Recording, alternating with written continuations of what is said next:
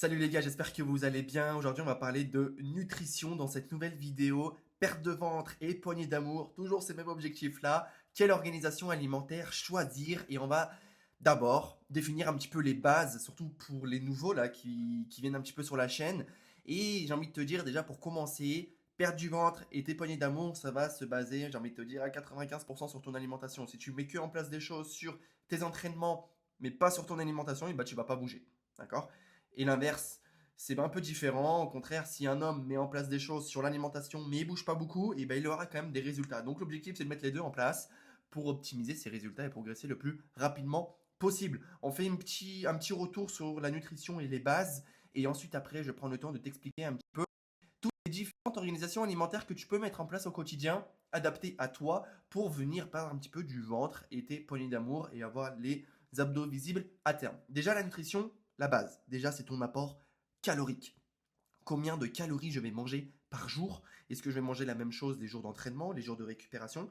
Et bah, pour perdre du ventre et perdre un peu de gras, et bah, il faut être en déficit calorique. C'est-à-dire qu'il faut que tu manges moins par rapport à ce que tu dépenses sur ta journée. Donc ça, c'est la base. C'est vraiment la base de ta nutrition. Il faut d'abord savoir à combien de calories je suis aujourd'hui et à combien je dois être demain pour perdre du gras.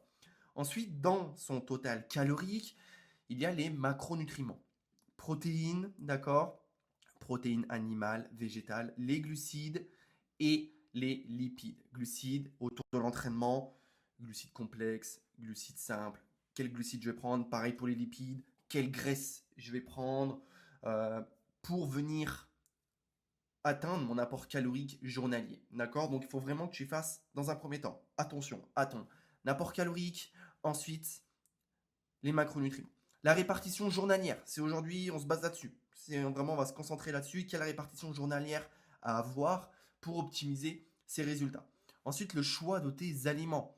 C'est un petit peu ce que je te disais là. Protéines, animales, végétales. Les glucides, quels glucides je vais prendre? Patates douces, pommes de terre ou plutôt du riz ou des pâtes? Et les lipides, et quels lipides? Plutôt avocat, plutôt beurre de cacahuète, plutôt des amandes, plutôt de l'huile d'olive. Voilà, tout ça, c'est aussi à prendre en compte. Et dernière chose, les compléments alimentaires. Et essentiellement, en dernière position, je veux d'abord que tu fasses attention à ton apport calorique, à ta macronutrition, à ta répartition journalière, au choix de tes aliments et ensuite à tes compléments alimentaires. Si tu fais l'inverse, ça n'a aucun sens. Si tu fais pas attention à tout ce qui va au-dessus et tu mets en place que des choses au niveau de tes compléments alimentaires, ça sert strictement à rien. Les compléments alimentaires sont des compléments et ils fonctionnent sur une base alimentaire solide. Sinon, ça ne sert complètement à rien. À part finalement aller au feeling, perdre de l'argent dans les compléments alimentaires et ne pas progresser, ça sert complètement à rien.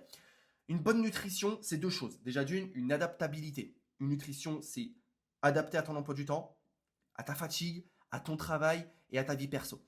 D'accord? Il faut qu'elle soit aussi flexible en fonction de tes envies, tes éventuelles fringales, ton appétit et tes aliments préférés. Donc tu vois, il n'y a pas de bonne ou mauvaise nutrition, il faut juste bien évidemment prendre en compte des bases que je t'ai dit ici, hein, d'accord? Sans ça, malheureusement, impossible de progresser, notamment pour perdre du gras et des poignées d'amour.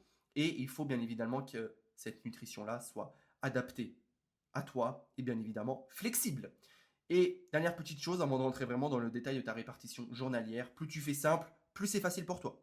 Maintenant, je vais te présenter quelques organisations différentes sur la journée et tu verras qu'il n'y en a pas une meilleure que l'autre. Il y en a une par contre qui va être sûrement plus adaptée à toi et à ton rythme de vie. Comme on l'a dit au-dessus, hein, adaptabilité et flexibilité. On part sur un exemple de diète à 2200 calories et 150 grammes de protéines pour qu'on soit vraiment sur la même base. Déjà, une organisation la plus simple, c'est trois repas. Trois repas, petit déjeuner, déjeuner, pas forcément de collation l'après-midi et dîner. Donc tu vois, on a une journée alimentaire de base sur une journée type de travail finalement, une journée type de travail quand tu vas au bureau, avec 700 le matin, 800 au déjeuner et 700 calories au dîner.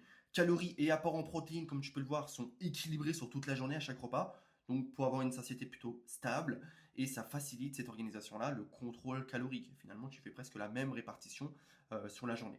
Et les points clés de cette organisation-là, c'est que finalement, préparation de repas qui est hyper facile. Idéal si tu veux manger la même chose aussi le midi et le soir, vu qu'on est sur les mêmes apports globalement, et sur plusieurs jours d'affilée. Moi, tu vois, j'aime bien, je varie très peu mon alimentation, et du coup, bah, j'aime bien le soir préparer pour le lendemain. D'accord? Et comme ça, je gagne du temps. Et je te dirai aussi dans cette vidéo quelle organisation, moi, je prône aujourd'hui, toujours dans cette idée d'adaptabilité, pardon, et de flexibilité.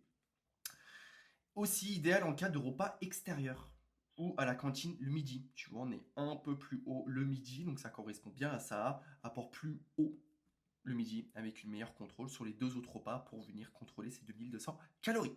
Voilà pour la première organisation. On passe sur la deuxième organisation. On est sur 3 repas, d'accord, mais on rajoute par contre une collation l'après-midi à 16h. Bonne gestion de l'énergie toute la journée, surtout l'après-midi si tu as un coup de mou. Donc ça peut être une bonne idée de rajouter une collation l'après-midi. Par contre, tu vois, si tu rajoutes une collation environ à 200-300 cales, on diminue un petit peu le soir et on diminue finalement à chaque repas en fait. Pour favoriser du coup cette collation l'après-midi à 16h et toujours rester dans notre fourchette des 2200. Calories et apport en protéines répartis de façon équilibrée sur toute la journée, à chaque repas. Et on favorise bien évidemment une collation protéinée avec 20 grammes de protéines. Facile à tenir, évite aussi les grosses fringales, surtout le soir. Si ton dernier repas c'est le déjeuner, et bah, tu arrives au dîner moins affamé, donc plus de contrôle et tu n'as pas envie de rentrer chez toi et tout dégommer parce que tu auras eu ta collation l'après-midi à 16h. Donc ça peut être aussi une très très bonne idée et ça correspond bien aussi à des horaires de travail au bureau. C'est assez facile, tu peux aussi trouver une collation à 16h assez facile à tenir et à manger aussi, surtout si tu n'as pas trop le temps. Ensuite, organisation à 2 repas et une collation. Et moi, pour te dire, je suis ici actuellement et je vais te dire pourquoi. Donc pas de déjeuner, un déjeuner directement assez gros, un dîner aussi assez gros et une collation à 16h un peu plus grosse qu'au-dessus pour compenser un petit peu l'absence de petit déjeuner. Très pratique quand on n'a pas faim le matin ou un gain de temps le matin. Moi j'adore me réveiller le matin et en fait directement partir bosser. Directement j'ouvre l'écran et je travaille. Euh, et du coup j'ai pas, on va dire cette perte de temps entre guillemets, hein, de faire mon petit déjeuner, etc. Et donc du coup moi mon premier repas, c'est le déjeuner qui est du coup assez gros. Et donc du coup, c'est un petit peu le deuxième point, permet de faire des repas plus gros et plus satisfaisants. D'accord? Donc du coup, mon premier repas, il est là. Du coup, moi, mon deuxième repas, c'est au dîner. Et je fais une collation ici, plutôt vers les 17h, 18h. Un déjeuner plutôt à midi et un dîner un peu plus tard à 21h après ma séance. Donc du coup, ça favorise aussi un entraînement plutôt en fin de journée parce que finalement, tu vois bien que tes repas, ils sont finalement répartis plutôt sur les 12 heures en fin de journée.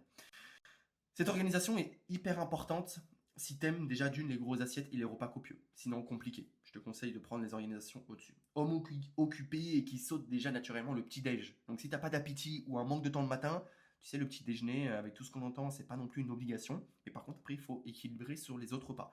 Et du coup l'absence de petit déj, ça fait des repas qui sont copieux. Donc digestion sensible pour certaines personnes. Donc attention à ça. Et puis même sur ton apport en protéines, hein, ça fait quand même des gros apports directement au lieu, tu vois, de les répartir comme tu peux voir dans l'organisation juste au-dessus à 35, 50, 20, 45. Là, tu as vu, on est plutôt sur du 65, 60 et une collation un peu plus grande l'après-midi sur du 25, 30. Et ensuite, on termine par la dernière organisation, 3 repas plus 2 collations. Donc là, ça fait quand même 5 repas. Donc là, il faut avoir le temps, hein. On va rentrer dans les détails. Donc un petit déj, un déjeuner, une collation, un dîner et une dernière collation avant de dormir vers les 22h. Intéressant si tu as plus faim sur la deuxième partie de la journée. D'accord? Si tu as plus d'appétit le soir. Surtout si tu n'as pas trop le temps de manger à midi. Tu vois, le midi, là, à 600, c'est assez rapide. 600 calories, c'est pas grand-chose. Une portion de légumes, une portion de protéines, un dessert, ou éventuellement un peu de glucides sur du 50, 100 grammes max.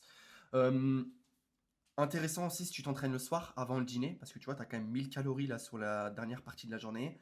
Euh, Aussi intéressant si tu as beaucoup de fringales ou tu as beaucoup de grignotage dans la journée. Parce que finalement, tu vas manger un petit peu tout le temps sur la journée. Et aussi le soir. Je suis pas mal d'hommes. C'était une problématique au début, c'était les fringales avant de dormir.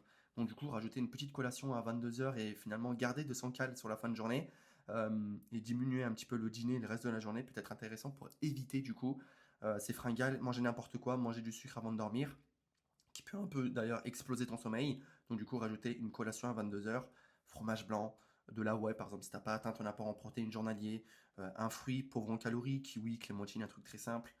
Donc voilà, tu vois, ça peut être un truc vraiment bien. Pourquoi pas aussi du chocolat noir 90%, tu vois, sur la fin de journée, un petit peu comme un dessert, ça peut être vachement cool.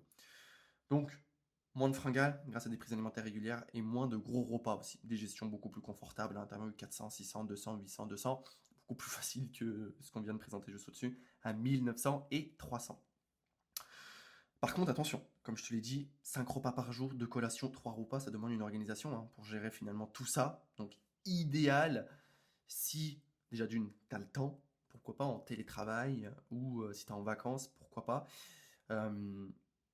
Et bien évidemment, c'est idéal si tu n'as pas trop d'appétit ou pas trop le temps de manger, car c'est finalement des petits repas tout au long de la journée, plutôt même voir des snacks, ou si tu n'as pas trop faim, donc idéal pour atteindre son apport calorique journalier. Donc, pour résumer finalement tout ce qu'on vient de voir, il n'y a pas de bonne diète ou de mauvaise diète, d'accord? Par contre, la bonne diète, c'est celle que tu peux tenir. Et du coup, la répartition alimentaire est bonne si c'est une répartition que tu peux tenir. Et c'est exactement ce que je te dis. Ici, la meilleure alimentation, c'est surtout celle qui est adaptée à toi, à ton emploi du temps, à ta fatigue, à ton travail et à ta vie personnelle. D'accord? Mais aussi, bien évidemment, à tes envies, ton appétit, tes horaires d'entraînement et à tes aliments préférés. Par exemple, un truc tout bête. Moi, j'ai pas mal d'élèves qui me disent, des fois, Sam, j'ai pas mal d'apéros le soir, ou même j'aime bien aller boire un café, un croissant, un truc vers les 16-17 heures. Et ok, aucun problème. On met ça en place. Donc, soit tu veux 3 repas plus une collation. Par contre, on va venir baisser un petit peu les apports caloriques sur les autres repas pour garder du coup cette collation. Bien évidemment, on va mettre des choses en place sur cette collation-là. Il ne va pas manger qu'un croissant. Mais garder cette habitude-là, c'est quelque chose de super important pour toi. Pourquoi? Parce que tu vas le tenir sur la durée. Cette adaptation qui te permet d'être régulier et de tenir sur le long terme. D'accord? Donc c'est hyper important. Là, je t'en ai présenté 4.